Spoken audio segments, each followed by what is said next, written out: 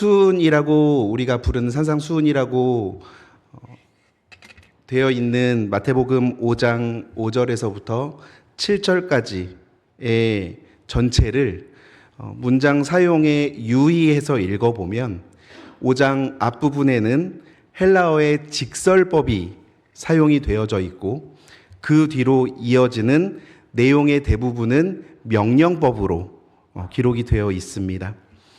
산상수훈 앞에 나오는 팔복은 모두 어떤 사람은 복이 있다라는 형식의 직설법을 취하고 있고 그 뒤에 이어지는 오늘의 본문 13절부터 16절까지의 말씀도 너희는 세상의 소금이다. 너희는 세상의 빛이다. 라는 직설법 문장을 사용하고 있습니다. 그런데 17절에서 20절을 지나고 21절부터는 명령형의 문장으로 바뀝니다. 그렇게 해서 산상수훈의 대부분은 예수님의 윤리적인 가르침, 복음을 아는 그리스도인들이 해야 할 행동을 담은 명령형 문장으로 채워져 있습니다. 이런 직설법과 명령법의 연속적인 구조는 신약 성경을 보다 보면 종종 찾아볼 수가 있습니다. 대표적으로 바울 서신의 많은 책들이 전반부는 직설법, 후반부는 명령법으로 적혀져 있고 전 후반부가 긴밀하게 연결되어 있습니다. 바울 서신처럼 거의 모든 책들이 전반부는 직설, 후반부는 명령 이렇게 두 부분으로 나뉘는 책이 있는 반면에 히브리서는 직설법, 명령법, 직설법, 명령법 교차로 구성되어 기록이 되어 있습니다. 성경에서 직설법과 명령법이 구조적으로 사용되는 경우 우리는 말씀을 보면서 여기에는 의도가 담겨 있다고 생각을 해볼 수 있습니다. 이런 구조에서 직설법으로 쓰인 내용은 대개 복음의 선포입니다. 그것은 하나님께서 우리를 구원하셨다는 사실, 그래서 우리가 하나님의 백성이자 자녀라는 사실을 선포하는 것입니다. 그리고 그 선포의 기초에서 명령법으로는 윤리적인 명령 또는 권면이 이어지고 있습니다. 이런 구조를 신학적으로 설명을 해보자면 우리를 구원하신 하나님의 은혜를 먼저 제시한 후에 그 은혜에 대한 우리의 삶의 반응을 요청하는 것이라고 할 수가 있고 우리가 누구인지에 대한 존재를 먼저 보여준 후에 그 존재답게 살 것을 요청하는 것이라고 할 수가 있겠습니다. 하나님의 은혜가 먼저이고 그에 반응하는 윤리적인 책임, 우리의 행동이 반드시 그 뒤를 따르고 있습니다. 존재가 먼저이고 그 존재에 맞는 삶이 요구가 되어집니다. 그리고 우리는 이 전체를 가리켜서 믿음이라고 합니다. 먼저 이런 구조적인 이해를 가지고 오늘 본문인 마태복음 5장 13절부터 16절까지의 말씀을 살펴보도록 하겠습니다. 오늘 우리가 읽은 본문에서 말하고자 하는 것은 매우 간단합니다. 너희는 세상의 소금이다. 너희는 세상의 빛이다. 우리가 이 말씀을 읽을 때 유념해야 하는 것은 앞에서 말씀드렸듯이 이것이 명령법이 아니라 명령하는 것이 아니라 직설법, 다시 말해서 윤리적인 명령, 행동이 아니라 복음의 선포라는 것입니다.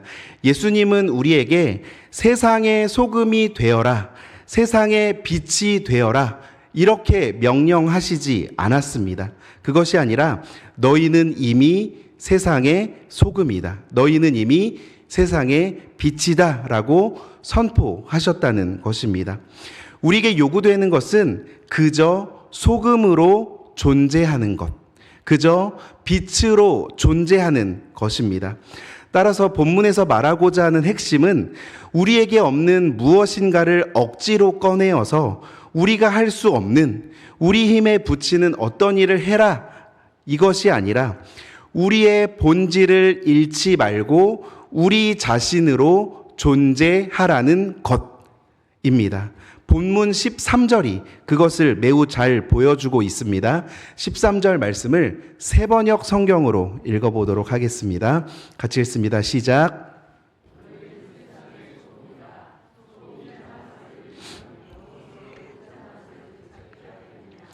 짠맛을 잃은 소금은 아무데도 쓸 데가 없으므로 바깥에 내버려서 사람들이 짓밟을 뿐이다.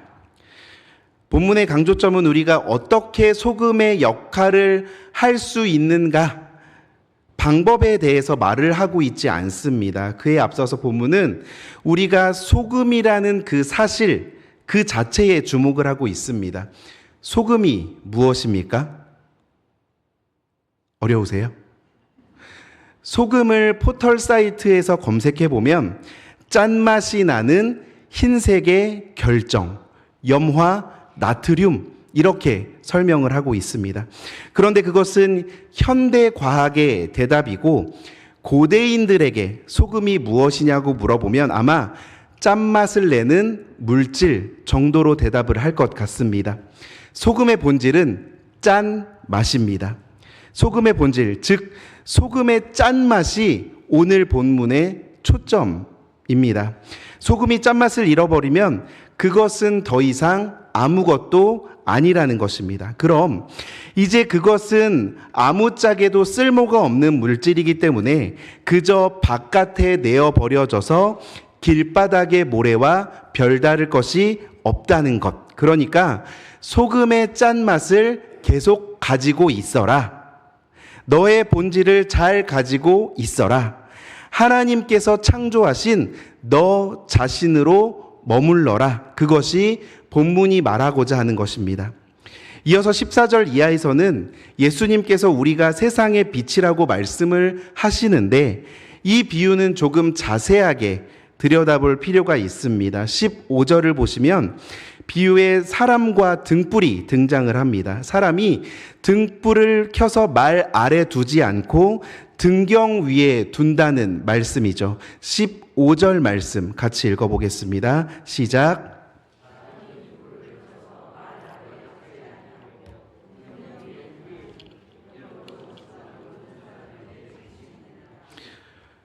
본문에서 등장하고 있는 우리는 사람일까요? 등불일까요?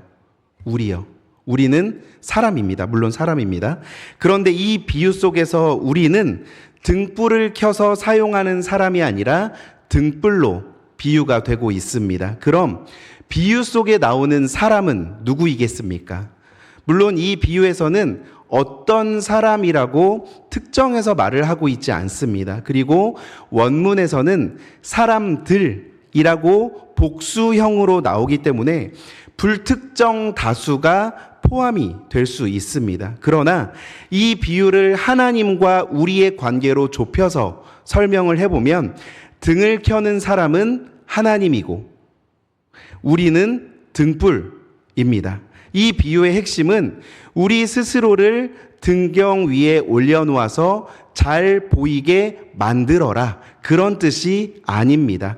그것은 등불이 할 일은 아니지 않습니까? 등불은 스스로 움직일 수가 없습니다. 그 등불을 움직이시는 분은 하나님이십니다. 그러니까 본문이 말하고자 하는 것은 사람이 등불을 켜서 책상 밑에 숨겨두지 않고 잘 보이도록 높은 곳에 두는 것처럼 하나님께서 이미 우리를 잘 보이는 높은 곳에 두셨다는 것입니다. 그래서 산 위에 세운 마을이 숨길 수가 없는 것처럼 우리가 아무리 숨으려고 해도 우리 자신을 숨길 수가 없고 우리의 삶이 세상 사람들의 눈에 훤히 드러나게 된다는 것입니다. 여기에서 우리가 유념해야 할 것이 있는데 많은 사람들이 이 본문을 읽으면서 교회, 그리스도인들이 착한 일을 하되 그 착한 일을 세상 사람들이 잘 볼 수 있도록 드러내고 광고하라 라는 뜻으로 읽는 경우가 있습니다. 그러다 보니까 교회가 사회봉사를 하고 어려운 사람을 찾아가 도와주려고 해도 세상 사람들이 진정성을 인정하려 하지 않습니다. 교회가 좋은 일을 하려 하다 보면 세상 사람들은 그것을 미끼라고 생각합니다. 그래서 결국 사람들을 교회로 데려가려는구나 라고 반응을 할 때가 있습니다. 이것이 본문의 잘못된 해석으로부터 나오는 부작용이라고 할 수 있습니다. 그리고 16절을 아무리 읽어도 그런 뜻으로 읽힐 여지가 굉장히 많습니다. 16절 같이 읽어보도록 하겠습니다. 시작. 이같이 너희 빛이 사람 앞에 비치게 하여 그들로 너희 착한 행실을 보고 하늘에 계신 너희 아버지께 영광을 돌리게 하라. 이 말씀에서 우리의 빛을 사람 앞에 비춘다는 것은 곧 우리의 착한 행실을 사람들이 볼 수 있게 한다는 뜻으로 보여집니다. 그렇게 병행으로 기록이 되어 있기 때문입니다. 그렇게 교회가 착한 일을 하고 있다는 사실을 사람들에게, 세상에게 잘 알려서 세상 사람들이 교회에 나오게 하라는 뜻 아닙니까? 충분히 그렇게 읽혀집니다. 그런데 원문으로 읽어보면, 헬라어로 된 원문을 읽어보면 그런 뜻으로 적혀져 있지 않습니다. 16절은 본문의 구조상 독특한 형태로 기록이 되어 있습니다. 말씀을 시작하면서 설명해 드렸듯이 산상수훈이 여기까지는 직설법으로 기록이 되었다고 말씀을 드렸습니다. 그런데 16절은 그와 어울리지 않게 처음으로 명령법이 등장을 하고 있습니다. 우리말 번역에는 마지막에 뭐라고 기록이 되어 있습니까? 영광을 돌리라, 영광을 돌리게 하라 라는 동사가 명령문으로 기록이 되어 있습니다. 그런데 원문으로 읽어보면 16절 전반부에 기록하고 있는 빛을 비추라, 이 문장이 명령형 문장입니다. 그리고 후반부는 빛을 비추는 이유를 보여주는 목적절로 기록이 되어 있습니다. 이것을 원문에 가깝게 번역을 하면 이렇게 해볼 수가 있습니다. 사람들이 너희의 착한 행실을 보고 하늘에 계신 너희 아버지께 영광을 돌리게 되도록 너희 빛을 사람들 앞에 비추어라. 여기 명령법으로 쓰여진 이 비추어라, 이 동사에 헬라어의 독특한 문법이 사용이 되고 있는데 그것은 3인칭 명령입니다. 원래 명령은 2인칭, 너, 당신에게 하는 것인데 헬라어에는 3인칭 명령이 존재합니다. 3인칭 명령은 3인칭 대상에게 명령을 하는 것입니다. 우리 말에도 3인칭 명령이 종종 쓰일 때가 있는데 이렇습니다. 거기 뒷자리에 앉으신 분들 앞으로 나오세요. 이렇게 말하면 뒷자리에 앉으신 분들이라는 3인칭에게 명령을 하는 것입니다. 성경에서도 이 3인칭 명령이 몇 군데 등장을 하고 있는데 요한계시록 2장과 3장을 보면 소아시아 7교회에 편지를 보내면서 귀 있는 사람은 성령이 교회들에게 하시는 말씀을 들어라 라는 말씀을 여러 번 하고 있습니다. 귀 있는 사람이라는 3인칭 대상에게 명령을 하고 있는 것입니다.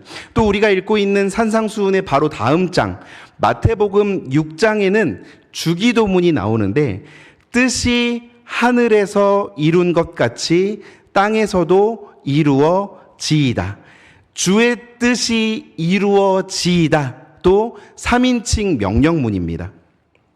주를 향한 명령이 아니라 주의 뜻에 대한 명령입니다. 주의 뜻이 이루어지이다. 이런 것이 3인칭 명령입니다. 그런데 영어에는 3인칭 명령이 없습니다. 이 3인칭 명령이 없기 때문에 이 말씀을 번역할 방법이 없습니다. 그래서 어떻게 번역을 하느냐? 사역형 동사로 번역을 합니다. 그리고 우리말 성경은 그 영어식 번역을 그대로 우리말로 옮겨와서 너희 빛을 사람들 앞에 비추어라 이렇게 번역을 했습니다. 그런데 이것은 원문이 말하고자 하는 뜻이 아닙니다. 너희 빛을 사람들 앞에 비추어라 하면 누구에게 명령을 하는 겁니까? 너희에게 명령을 하고 있는 겁니다. 너희가 빛을 비추어라 이런 뜻입니다. 그럼 이것은 너희에게 빛을 비추는 의무를 지우는 명령이 되어집니다. 그런데 3인칭 명령은 2인칭이 아니라 3인칭 대상에게 하는 겁니다. 말하자면 이것은 너희에게가 아니라 너희 빛에게 명령을 하는 것입니다. 너희 빛에게 명령을 하면 너희 빛이여 빛나라. 너희 빛이여 빛나야 한다. 이런 뜻이 되어집니다. 이것은 우리가 어떤 노력을 해서 어떤 이상에 도달해야 한다는 말이 아닙니다. 등불이 빛나기 위해서 어떤 노력을 해야 합니까? 등불이 꺼지지 않고 등불로 존재하면 자연스럽게 빛이 나게 되는 것이지 않습니까? 약 10여 년 전에 우리나라를 대표하는 피겨 선수 김연아가 위대한 기록을 남기고 소치를 마지막으로 은퇴를 했습니다. 김연아를 칭찬하면서 이렇게 말해볼 수 있을 것 같습니다. 김연아의 찬란한 기록이여 영원히 빛나라. 이것은 김연아에게 하는 명령이 아니지 않습니까? 김연아의 기록에게 하는 것입니다. 그러니까 김연아는 아무 걱정을 하지 않아도 됩니다. 김연아의 기록이여 영원히 빛나라. 이것은 문법상으로는 명령문이지만 내용으로는 소망이나 김연아에 대한 축복에 가깝습니다. 마찬가지입니다. 너희 빛이여 빛나라. 이 말씀은 우리에게 하시는 명령, 우리에게 요구하시는 행동이 아니라 하나님께서 우리에게 복을 주시는 것, 하나님께서 우리에게 뜻하시는 것이라는 것입니다. 이것이 산상수훈이 하고자 하는 산상수훈이 우리에게 하고자 하시는 말씀입니다. 복음과 행동은 떼어놓을 수가 없습니다. 복음 안에는 행동이 담겨 있습니다. 산상수훈은 예수님께서 주신 새로운 가르침입니다. 산상수훈 앞부분의 직설법 문장들은 그 복음의 선포는 그 행동의 기초를 제공해주고 있습니다. 그렇기 때문에 직설법으로 되어 있는 이 복음의 선포 안에 윤리적인 말들이 들어가 있는 것, 우리의 행동을 요구하는 것을 당연합니다. 중요한 것은 우리의 행동이 율법에 의해 강제되는 것이 아니라, 강요되는 것이 아니라 복음으로부터 자연스럽게 수반되는 것입니다. 우리가 그리스도인답게 살도록 노력하여서 업적을 쌓아가는 것이 아니라 구원받은 우리의 존재로부터 그리스도인다운 삶이 자연스럽게 솟아나오는 것, 그것이 산상수훈에서 말하고자 하는 말씀입니다. 그런 말씀은 하나님 자녀된 우리의 존재의 자연스러운 행동입니다. 사실은 우리의 존재를 소금으로 비유했다는 사실, 빛으로 비유했다는 사실에 우리의 행동이 들어있다고 볼 수가 있습니다. 왜 하필이면 소금으로 비유하고 빛으로 비유를 했겠습니까? 소금은 홀로 있어서는 아무런 의미를 가질 수가 없습니다. 소금 100톤을 쌓아두었다고 해보십시오. 창고에 쌓여있는 그 소금이 어떤 의미를 갖겠습니까? 소금은 단 한 접시의 나물에라도, 한 그릇의 국에라도 음식에 들어간 후에만 비로소 그 존재의 의미가 드러납니다. 등불도 마찬가지입니다. 사람이 등불을 켜는 것은 사람들이 있는 곳에 가져가기 위해서입니다.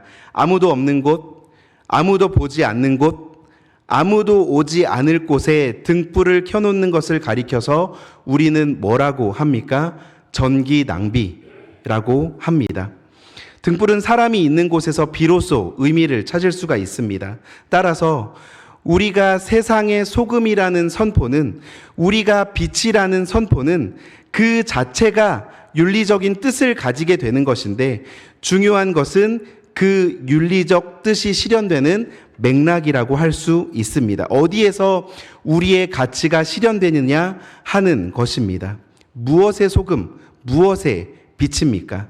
세상의 소금과 세상의 빛입니다. 소금은 소금이기 위해서 반드시 세상에 있어야 합니다. 빛은 비치기 위해서 반드시 세상에 있어야 합니다. 우리는 그리스도인이기 위해서 반드시 세상 속에 살아가야 합니다. 그럼 우리가 이 세상에서 소금과 빛의 역할을 어떻게 감당할 수 있겠습니까? 그리스도인들은 이 세상에서 소금과 같은 기능을 합니다. 세상이 음식이라면 우리는 소금입니다. 음식에 소금을 넣으면 어떤 맛이 납니까? 국에 소금을 넣었는데 국이 짭니다. 그럼 소금을 잘 넣은 것입니까? 잘못 넣은 것입니까? 잘못 넣은 것입니다. 국에 소금을 넣으면 어떤 맛을 내야 합니까? 국 맛이 나야 합니다. 나물에 소금을 넣으면 어떤 맛이 나야 합니까? 나물의 감칠맛이 나야 합니다. 그것이 소금의 역할입니다. 그리스도인들은 이 세상의 소금이기 때문에 우리가 이 세상에 들어갔을 때 그곳에서 참 세상 맛이 나야 합니다. 그것이 우리가 소금으로 존재하는 이유입니다. 그리스도인들이 교육의 현실에 들어가면 그곳에서 참된 교육이 이루어져서 단순한 입시 기계나 취업 기계가 아니라 진정한 사람들이 만들어져야 합니다. 그리스도인들이 경제 현실에 들어가면 기업이 정직하게 운영이 되어지고 직원들이 성실하게 일하며 소수의 탐욕이 아니라 모두의 행복이 추구가 되어야 합니다. 그리스도인들의 가정이 있으면 그 가정에 하나님 나라와 같은 평화가 이루어져야 합니다. 그것이 우리가 이 세상의 소금으로 존재하는 방법입니다. 사랑하는 성도 여러분, 우리는 이 세상의 소금입니다. 이 세상의 빛입니다. 이 세상 사람들 앞에서 참되게 빛나는 참 맛을 낼 수 있는 우리 모두가 되어질 수 있기를 예수님의 이름으로 간절히 축복합니다. 기도하겠습니다. 세상의 빛이요 세상의 소금으로 있게 하신 사랑하는 하나님, 감사합니다. 우리가 하나님이 주신 그 빛을 잘 간직하고 이 세상에서 하나님의 자녀답게 살아가기를 간절히 원합니다. 또 우리가 하나님이 주신 그 소금의 본질을 잘 간직하여 이 세상에 참 맛을 내는 참 그리스도인들이 되기를 간절히 바랍니다. 늘 우리 자신